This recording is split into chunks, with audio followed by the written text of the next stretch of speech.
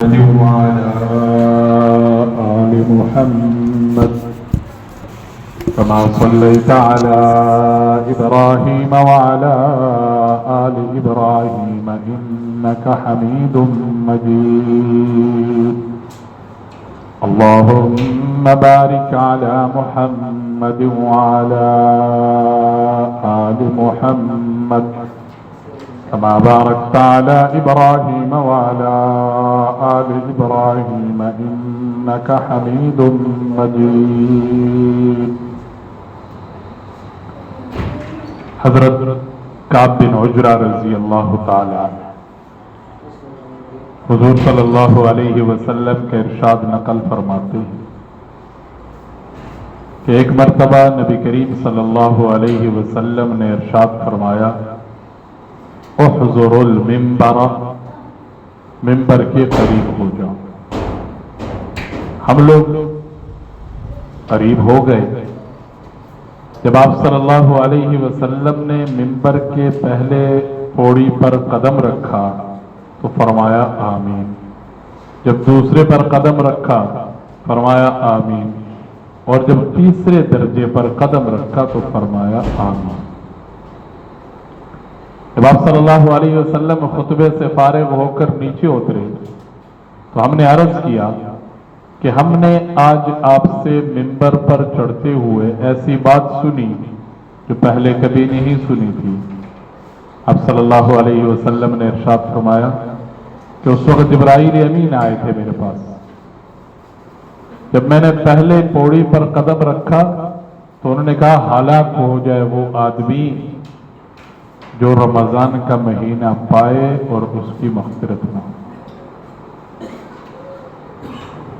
اب دعا دے رہے ہیں حضرت جبرائیل امین کہ ہلاک ہو جائے وہ شخص جس پر رمضان کا مہینہ گزر جائے، جس کو رمضان کا مہینہ مل جائے، جو رمضان کے مہینے کو پالے صحت میں، عافیت میں، اور پھر اپنی مغفرت نہ کرا سکے. حضور نے فرمایا میں نے کہا آمین. پھر جب دوسرے درجے پر چڑھا تو جبرائیل امین بددعا دے رہے ہیں ہلاک ہو جائے وہ شخص جس کے سامنے آپ کا نام نامی آ جائے، یعنی آپ صلی اللہ علیہ وسلم کا مبارک نام آ جائے اور وہ درود نہ بھیجے. میں نے کہا آمین. جب تیسرے درجے پر قدم رکھا تو جبرائیل امین نے کہا ہلاک ہو جائے وہ شخص جس کے سامنے اس کے والدین دونوں یا ان میں سے کوئی ایک بڑھاپے کو پاوے اور وہ اس کو جنت میں داخل نہ کرائے. تو میں نے کہا آمین. 3 بددعائیں ہیں اور تینوں کا تعلق اس بدنصیب بدبخت شخص کے ساتھ ہوگا جو ان میں سے کسی ایک عمل میں مبتلا ہو. جیسے میں نے کل بھی کہا تھا کہ اس حدیث کا ایک ٹکڑا ہے جس کا تعلق رمضان کے ساتھ ہے اور اسی ایک حصے کی وجہ سے حضرت شیخ الحدیث رحمہ اللہ تعالی فضائل رمضان میں اس حدیث کو لائے. لیکن اگر دیکھا جائے تو جس طرح پہلا جو درجہ ہے جہاں رمضان کے گزرنے کے باوجود بھی بندے کو اپنی بخشش اور مغفرت کی فکر نہیں، تو اسی طرح اللہ معاف فرمائے باقی جو 2 کام ہیں وہ باقی دونوں کام بھی ہمارے معاشرے میں پائے جا رہے ہیں.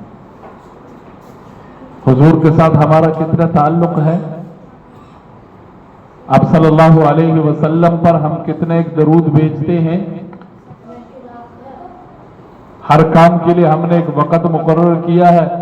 ربیع الاول کا مہینہ آئے گا تو پھر حضور کے سیرت کا یا حضور کے میلاد کا یا حضور کے آمد کا محفل کریں گے. بس سال میں ایک محفل ہو گئی، بس ہے میرے واسطے. اتنا امتی ہوں میں، امتی ہونے کا حق ادا ہو گیا. اسی طرح معاشرے اور ماحول کو ہم دیکھیں تو والدین کتنی بڑی نعمت ہے. اب صلی اللہ علیہ وسلم کے اس فرمان سے معلوم ہوا کہ والدین انسان کے جنت میں داخلے کا ذریعہ بنے.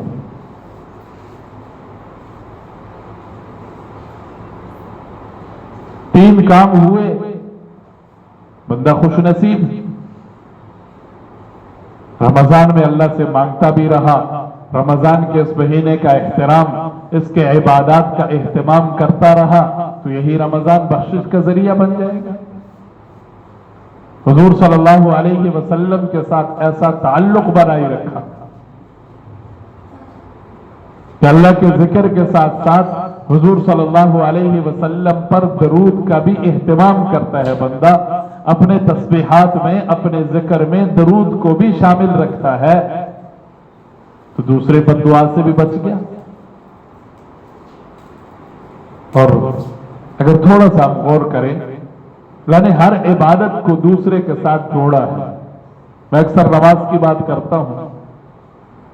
اگر بندہ نماز کا اہتمام کرے 5 ٹائم اور پوری نماز پڑھے، کیونکہ ساڈے تو عام عادت ہو گئی نا، فرض پڑھ کے دے نکلن بھی کرو، نہ تسبیحات، نہ سنت، نہ نوافل، نہ دعا. بس ان ہے جی میں کوئی زبردستی ساڈے تو کوئی کردا پیا سی، ڈیوٹی نبھا کے میں نکلتا پیا.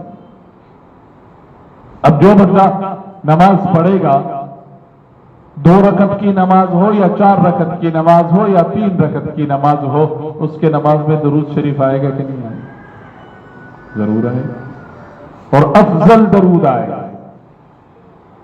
ابھی آیت نازل ہو گئی، ان اللہ وملائکتہ یصلون علی النبی یا ایھا الذین آمنوا صلوا علیہ وسلموا تسلیما. صحابہ کرام حضور کے سامنے بیٹھے عرض کرتے ہیں، یا رسول اللہ سلام تو ہم آپ کو کرتے ہیں، السلام علیکم، لیکن درود کا اللہ ہمیں حکم دے رہے ہیں تو ہم کیا پڑھا کریں؟ اب صلی اللہ علیہ وسلم نے پڑھ کے سنایا، اللہم صل علی محمد وعلی آل محمد. پورا درود ابراہیمی حضور نے صحابہ کرام کو پڑھ کر سنایا کہ درود پڑھ لیا. ہاں مختصر پڑھنا چاہے جس میں درود بھی ہو، سلام بھی ہو، صلی اللہ علیہ وسلم، اس میں درود بھی ہے اور سلام بھی ہے. لیکن ساڈا ہوں درود پہ بھی جھگڑا ہے نا کہ کہڑا پڑھیے تے کہڑا نہ پڑھیے. بلکہ اتنے رسموں میں، رواجوں میں ہم اتنے آگے ہو گئے. پچھلے رمضان میں ایک فوتگی تھی، وہ جو کفن تھا، اس کفن کے ڈبے کے پاس پڑا ہوا تھا ایک عہد نامہ، اور اوپر ساتھ لکھا ہوا تھا عہد نامہ فری حاصل کرے. میں نے بندے سے پوچھا ادھر کی کر دیں؟ کبھی خبر میں رکھتے ہیں کفن کے، اور اس کے سینے کے اوپر رکھ لیتے ہیں کفن اور اس کے در. میں نے کہا پھر کیا ہے مطلب اس کا؟ کہ نہیں عہد و اقرار ہے. میں نے کہا اس سے کام چلتا ہے تو پھر بندہ سینے سے رکھ کے لے کے جائے کرے قبر سے. وہاں پر اس چیز کے پوچھ تھوڑی ہوگی. ساتھ باہر سے کتنی چیزیں آئی ہیں. کوئی کفن کے اوپر کلمہ لکھ لیتا ہے، کوئی ماتھے کے اوپر کلمہ لکھ لیتا ہے. بھائی اس جہان میں یہ شومنٹ والے کام نہیں چلتے کہ اس کا کفن کے اوپر لکھا ہوا کلمہ، اس کے ماتھے کے اوپر لکھا ہوا کلمہ فرشتے اس کو چھوٹ دے دیں گے. نہیں، وہاں پر پہل ہوگا من ربک، زبان سے جواب دینا پڑے گا. دوسرا سوال ہوگا من نبیک، زبان سے جواب دینا پڑے گا. تیسرا سوال ہوگا ما دینک، جواب دینا پڑے گا. صرف لکھے لکھائی یا جی میں ایسی نقل نام پاس ہوتے ہیں نا، وہ نقل والا کم ہوتے کوئی نہیں کرتا. اسکول گئے، کالج گئے، امتحان ہے، پیپر ہے، ساتھ کوئی بک سے کوئی پھاڑ کے جیب میں گئے، ادھر لکھ کر پاس ہو گیا. یہ دنیا کا امتحان ہے، وہ آخرت کا امتحان ہے. نہیں چلے گا ایسا نظام. جہاں سے بندہ کچھ کر کے جائے گا تو وہی قبر میں بھی کام آئے گا، وہی آخرت حشر والے دن بھی کام آئے گا، اور وہی جنت میں بھی انسان کے کام آئے گا. اور وہ انسان کے پاس عمل ہے. آپ صلی اللہ علیہ وسلم نے کتنا خوبصورت صحابہ کرام کو مثال دے کے سمجھایا. صحابہ کرام سے سمجھایا آپ صلی اللہ علیہ وسلم مثال دے کے کہ ایک آدمی کے 3 بھائی ہیں. وہ بندہ بیمار ہے، بستر پر ہے، بلاتا ہے، ہاں بھائی تو میرے لیے کیا کر سکتا ہے؟ کہتا جی جدو تک تسی ہو میں تہاڈے نال. ضرورت پڑے گی میں تمہارا ساتھ دوں گا، جو بھی خدمت ہو میں خدمت کروں گا۔ اچھا پھر بس اتنا ہی کروں گا، اس سے آگے تو میں نہیں جانا۔ دوسرے سے پوچھا، دوسرے بھائی سے، اس نے کہا جی میں گرمی سردی میں آپ کے کام آؤں گا، جدھر آپ کو ضرورت پڑے گی آپ کا ساتھ دوں گا، لیکن میں قبر تک ساتھ ہوں گا، اس سے پہلے نہیں۔ پہلے بھائی نے کہا تھا میں مرتے ہی تیرے سے الگ ہو جاؤں گا، دوسرے بھائی نے کہا میں قبر تک تیرے ساتھ جاؤں گا، تجھے دفن کروں گا، تیرے اوپر مٹی ڈال کے پھر میں واپس آ جاؤں گا، میں آگے نہیں جاؤں گا۔ تیسرے بھائی نے کہا میں ساتھ ہوں، یہاں پر بھی، موت کے وقت بھی، قبر میں بھی، آخرت میں بھی، توڑ تک نبھاؤں گا، جنت میں سب آئی اچھا اور بہترین ہے۔ تیسرا جو توڑ تک جائے توڑ تک نبھائے۔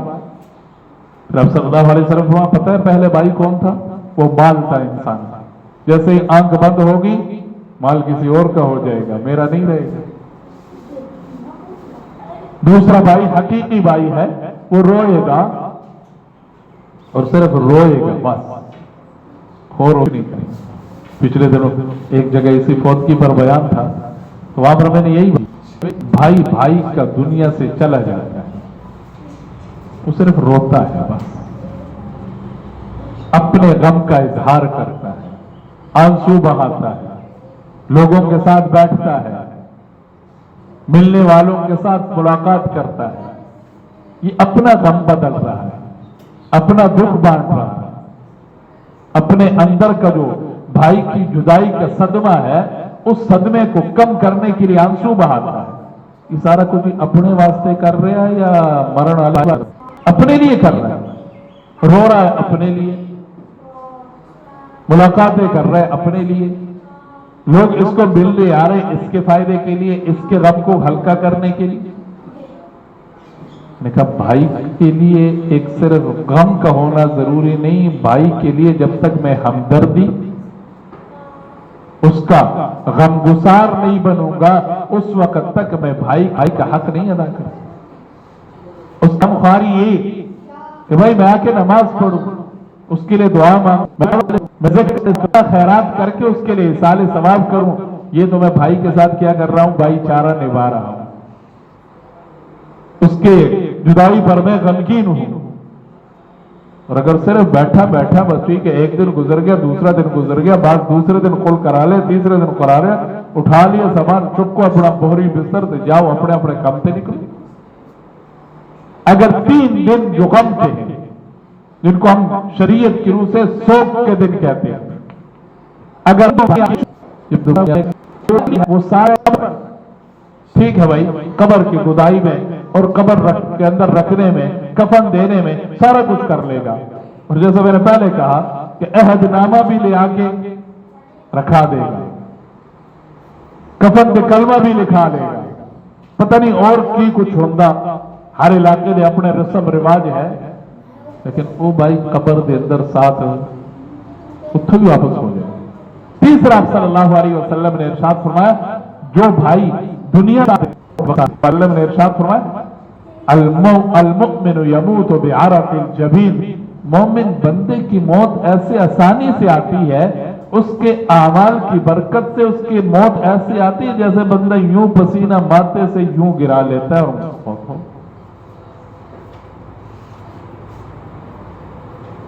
تو اس عمل والے بھائی نے اس موت کے وقت ساتھ دینا ہے، پھر قبر میں بھی ساتھ دے گا، روزہ عمل ساتھ دے گا، تلاوت عمل ساتھ دے گا، ذکر عمل ساتھ دے گا، درود شریف عمل ساتھ دے گا قبر میں، زکوٰۃ عمل ساتھ دے گا، پھر کل قیامت کے دن یہی عمل آگے آگے ہوگا اور اس انسان کو لے جاتے جنت کے اندر داخل کرا کے بڑے بڑے درجات اور بڑے بڑے بلند محلات اس کو عطا کرا گا۔ تو بھائی کون سا بہتر ہوا؟ تیسرا۔ تو بات یہ کر رہا تھا کہ یہ جو ہمارے سامنے حضور صلی اللہ علیہ وسلم کا فرمان جس میں 3 قسم کے بندوں کے لیے حضور نے ہلاکت کا اعلان فرمایا، मोहर लगा दी आप सल्लल्लाहु अलैहि वसल्लम ने उन बंदों के हलाकत पर, क्योंकि जिब्राइल की बद्दुआ है, मस्जिद नबवी है, हुजूर के मिंबर का पास है, और आयन मुमकिन हो जुम्मे का दिन भी, क्योंकि खुतबा आमतौर पर जुम्मे के दिन भी। मस्जिद नबवी रियाजुल जन्ना है, क्योंकि हुजूर का मिंबर आप सल्लल्लाहु अलैहि वसल्लम ने इरशाद फरमाया, मा बैन बैती व मिंबरी रौज़तुम मिन रियाजिल जन्ना, मेरे हुजरे से लेकर मेरे मिंबर तक ये दरमियान मस्जिद नबी का जो हिस्सा है ये जन्नत का टुकड़ा है, इसको रियाजुल जन्ना कहते हैं। वहां बंदा उम्रे के लिए कि मैं वहां दाखिल हो जाऊं, मैं वहां 2 रकअत नफल पढ़ूं, मैं वहां तिलावत करूं, मैं वहां जिक्र करूं, मैं वहां दुआ मांगूं, क्योंकि वहां की दुआ कबूल दुआ है। तो जिब्राइल अमीन बद दुआ दे रहे हैं, हुजूर उस पर आमीन कह रहे हैं। अब हमें सोचना है भाई कि कहीं मैं तो इस पहले कसम जा रहा है, आज मैं अभी कैलेंडर पर देख रहा था कितना रोजा है, 13वां रोजा है, हद्दे गए। और हम शुरू में जरा तेज होते हैं, फिर सुस्ती करते करते अब नमाजी कितने रह गए, तरावी में बंदे कितने, खुद ही सोच लेना चाहिए, देख लेना चाहिए। रोना भी चाहिए था कि मेरा रोजा, पहला रोजा दूसरे के लिए मुझे अमल की दावत दे, अमल की दे। पहले दिन मेरे अमाल कम, दूसरे दिन ज्यादा, फिर ज्यादा, चौथे दिन उससे ज्यादा, मैं आगे बढ़ता जाऊं अमल में। देर देर लगाती है, पहले दिन और, दूसरे दिन और, तीसरे दिन और, चौथे दिन और, अब 13वें दिन जाकर खुद ही अंदाजा कर थक गया हूं, कह जाता थक गया यार, खुदा का शुक्र नहीं अदा करता कि दीन पढ़ते पढ़ते, दीन पर अमल करते करते, अल्लाह की रजा का काम करते करते, इसमें मैं तिलावत कर करके थक जाऊं, नमाजें पढ़ पढ़ के थक जाऊं, वितर पढ़ के थक जाऊं, नवाफिल पढ़ के थक जाऊं, तरावी पढ़ के थक जाऊं, और अपने रब के सामने ये कहूं, या अल्लाह तेरी इबादत करते करते मैं थक गया। कल ये जिस्म गवाही देगा कि अल्लाह तेरे सामने खड़े होकर ये जिस्म थका था, अल्लाह तेरे कुरान की तिलावत करते करते ये आंखें चुंधिया गई थी, लंबा सजदा करते करते इस बंदे का सर चकरा गया।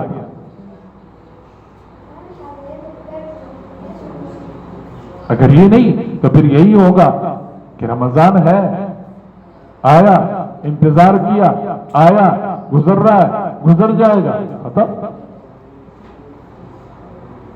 फिर बाद में बंदा हाथ मलता रह जाता है, ओहो कि 10 होते याद करे सो बरकता भाई रमजान।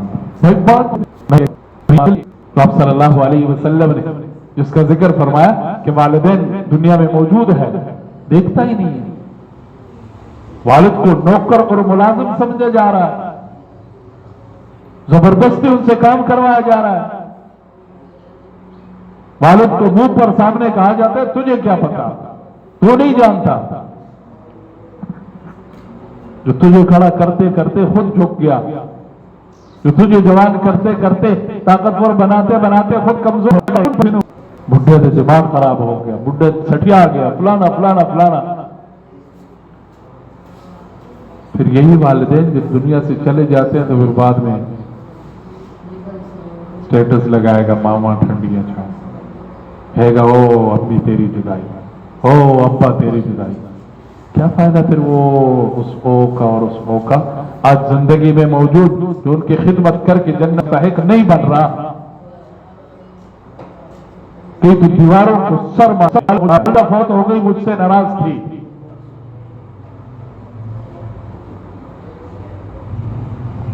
तो रमजान है भाई, एहतराम किया जाए, कदर की जाए, इबादत का एहतमाम किया जाए, रोजों का एहतमाम किया जाए, तरावी, नफल नवाफिल, मस्जिद की हाजिरी, कुरान की तिलावत, ये सारे के सारे काम ऐसे हैं कि इनमें से हर काम मेरे और आपके लिए बख्शिश का जरिया बने।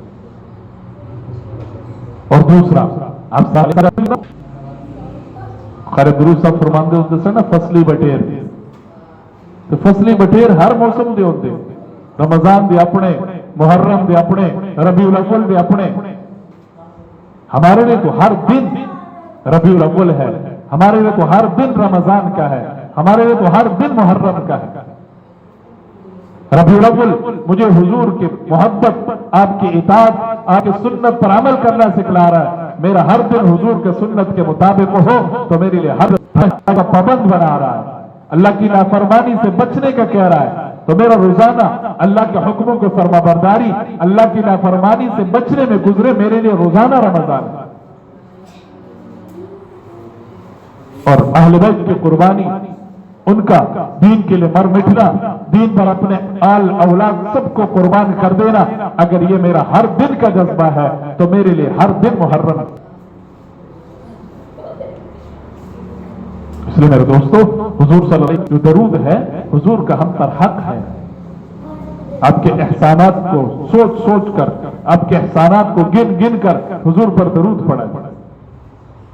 पर जो आखिरी बात है, वालिदैन दुनिया से रुखसत हो गए हैं तो उनके लिए दुआ की जाए, उनके कब्र पर हाजिरी दी जाए, उनकी वजह से नमाजों की पाबंदी की जाए, उनकी खातिर कुरान की तिलावत पाबंदी की जाए, ताकि मेरी वजह से कब्र में उनको सुख, चैन और की जाए।